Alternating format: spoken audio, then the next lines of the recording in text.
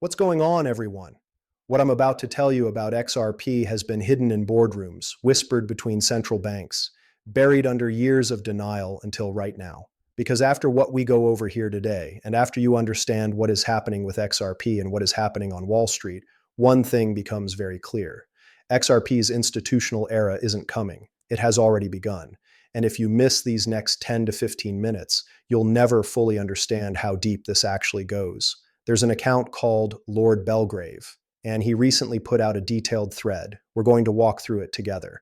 And as we do, I want you to think carefully about every name that gets mentioned and whether or not they've worked with Ripple, because by the end, you're going to see how all of this connects.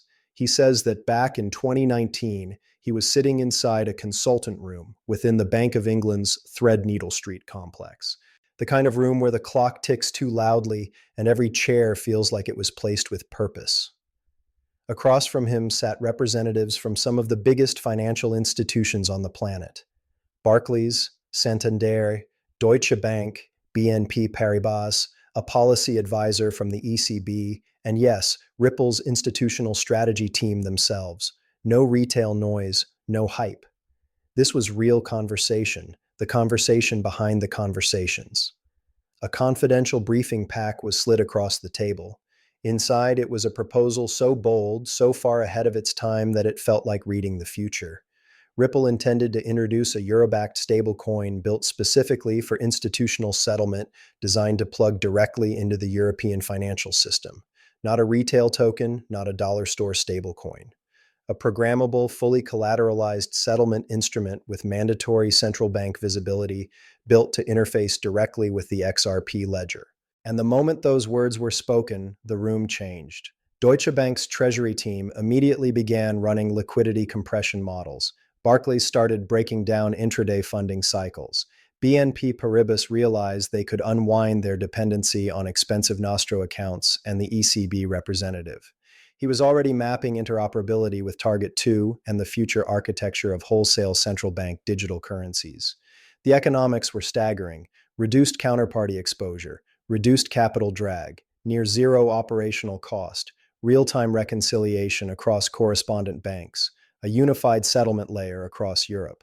And then the ECB advisor said something unforgettable.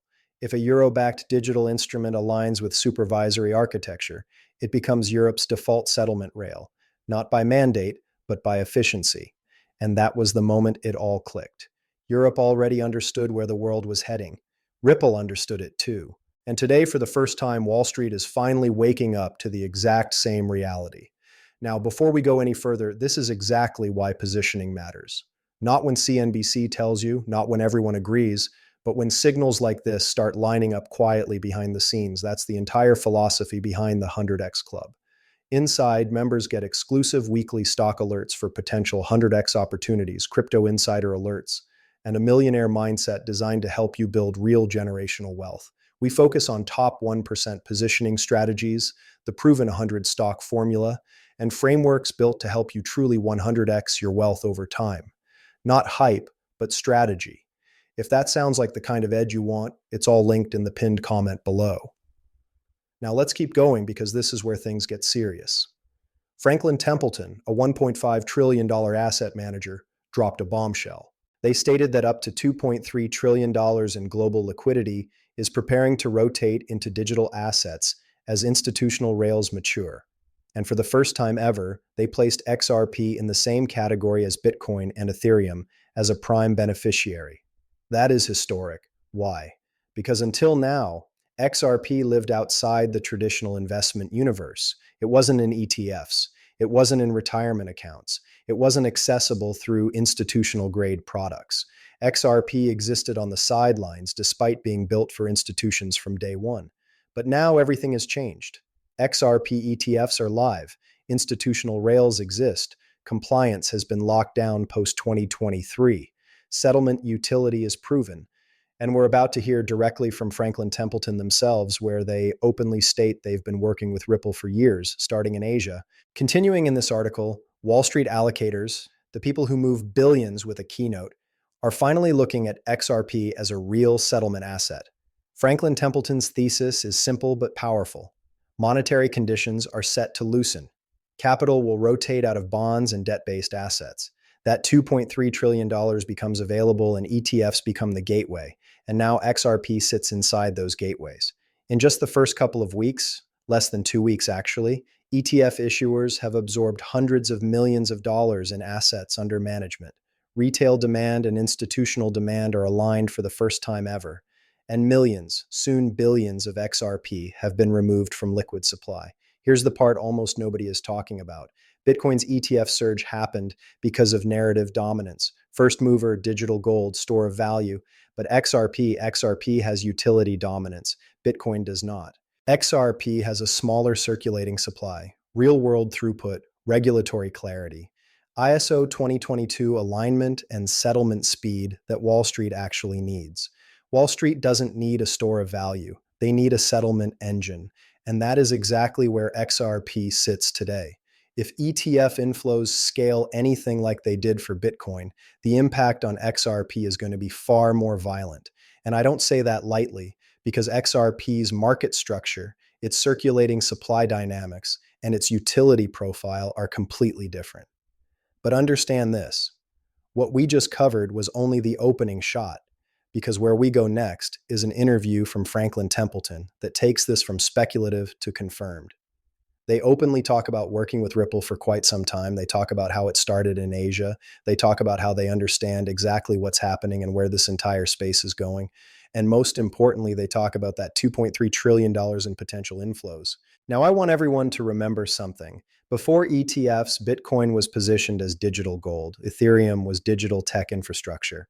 And XRP was treated like the outsider project, the one the media ignored, the one regulators attacked, the one institutions supposedly didn't want. That narrative is officially dead. XRP has now been promoted. And I want you to listen closely to what Franklin Templeton said, because this is not retail hype. This is institutional language. They were asked whether the growing demand from both institutions and retail is starting to elevate XRP to the same level as what we've seen with Bitcoin and Ethereum ETFs. And their response was telling. They said, "I think we're moving in that direction." Then they went deeper. They talked about how one of the most interesting stories playing out right now is around stable coins. And they specifically pointed out that XRP is one of the only chains that has its own native stablecoin, RLUSD. That matters because that adds an entirely new layer to what can be built on top of the chain. They talked about how these new rails will drive a massive increase in computer-to-computer transactions as Web3 models mature, not human speculation. Machine-driven value transfer, that's the future. And then they said something extremely important. They said when you have your own stable coin combined with a public chain that has an independent verification network already operating at scale, it becomes a very real business case. And that is why they've been looking to partner with and do more with Ripple over the last few years. They even acknowledged the SEC lawsuit, saying that while Ripple faced challenges in the US, outside the US, they never stopped building. Franklin Templeton operates globally, and they confirmed they've been actively engaged with Ripple in Asia for quite some time, and now that engagement is expanding into more regions around the world. Let that sink in. Who knew this? No one. This was never public.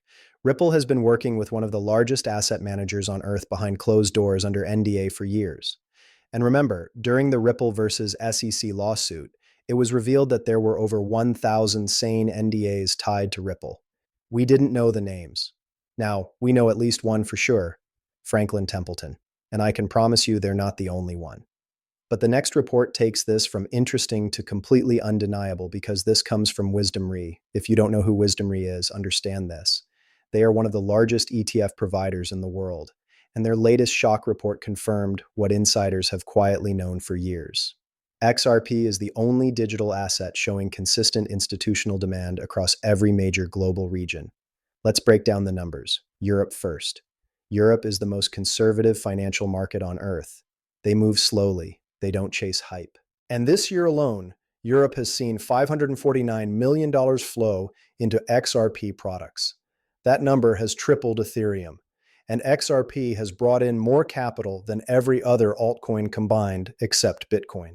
That is not speculation. That is institutional preference. Now look at global markets outside of the United States. XRP pulled in over $252 million. Bitcoin pulled in $268 million. But here's the key detail everyone misses. Bitcoin's investment products are roughly 25 times larger than XRP's, which means on a relative basis, institutions allocated 25 times more capital into XRP than they did Bitcoin. That's not random. That is conviction. Now let's talk about the United States because the US has been late, very late, almost a decade late. But now even the US is waking up.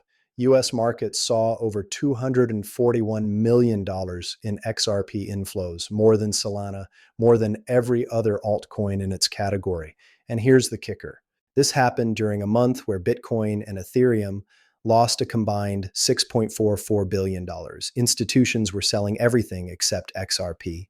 That matters. The pattern here is undeniable. Europe is buying XRP. Non-US markets are buying XRP. And now the US is finally joining in. And they're not buying during euphoric bull mania. They're buying during stress events. That is exactly how smart money behaves. When every major region on Earth is accumulating the same asset during periods of fear, the signal is unmistakable. XRP is being positioned as settlement infrastructure for the future financial system, not a meme, not a narrative trade. Infrastructure. And here's the part that should really get your attention. The floodgates haven't even fully opened yet. In just 7 days, multiple $3 trillion plus financial giants have flipped the script entirely. Vanguard, an $11 trillion asset manager, has opened access to crypto ETFs for their 50 million clients. Bank of America, managing $1.8 trillion, is now officially recommending a 4% crypto allocation to their clients. Charles Schwab, over $12 trillion in assets, is actively expanding crypto exposure and infrastructure. They are going to be enabling direct crypto purchases in January of next year. Let that sink in. This isn't retail speculation. This isn't Twitter hype. This is legacy finance capitulating in real time. For the first time ever, the biggest financial institutions on the planet are aligning themselves with the very crypto rails we've been talking about for years. And when trillions of dollars in passive capital suddenly gain access to compliant digital assets, that money doesn't trickle in, it floods. Now layer that on top of what's happening macroeconomically, because this is where gasoline gets poured on the fire. Jerome Powell himself just told you exactly what's coming. He said very calmly and very slowly that at a certain point the Fed will begin adding reserves again. You heard it straight from him.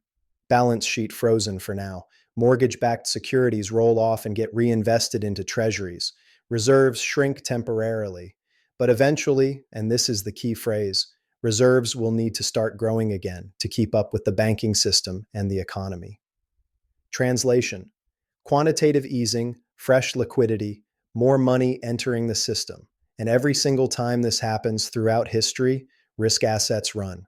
Bitcoin runs harder, and utility-driven assets with real demand, assets like XRP, don't just move, they explode. So now connect the dots. QE liquidity plus ETF access plus global institutional accumulation equals a perfect storm. We don't know the exact timing. Nobody ever does. But we know it's coming. They're telling you it's coming. And none of this makes sense unless you understand Ripple's final piece. The part retail almost completely ignores. Think about the acquisitions and infrastructure they've built. G Treasury, Ripple Prime, Rail, Medico, Palisade. Each one is a puzzle piece. Custody solutions, treasury management, institutional brokerage, payment infrastructure, settlement rails, ETF-ready architecture. This is not financial advice. This is exactly what institutions require before they deploy capital at scale. And here's something you need to understand about institutions. They don't want 10 different platforms. They don't want fragmented solutions. They want one unified system. That's what Ripple is building. G Treasury alone brings corporate treasury networks directly into the XRP ecosystem. The same type of clients that move billions of dollars in liquidity across borders every single day. We've seen this pattern before in previous financial eras. Consolidation, unified platforms, institutional adoption. The only difference this time, the settlement layer, is the XRP ledger. XRP is becoming the connective tissue of the modern financial system. The asset that finalizes payments, reduces friction, compresses liquidity, moves value in real time across borders and balance sheets.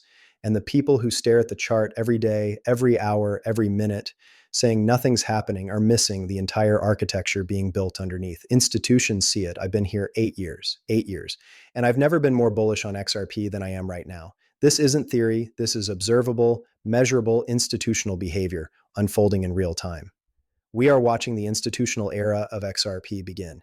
And if you're watching this video right now, you're early, maybe for the last time ever, because once the rest of the world fully recognizes what's happening, this won't look like an opportunity anymore.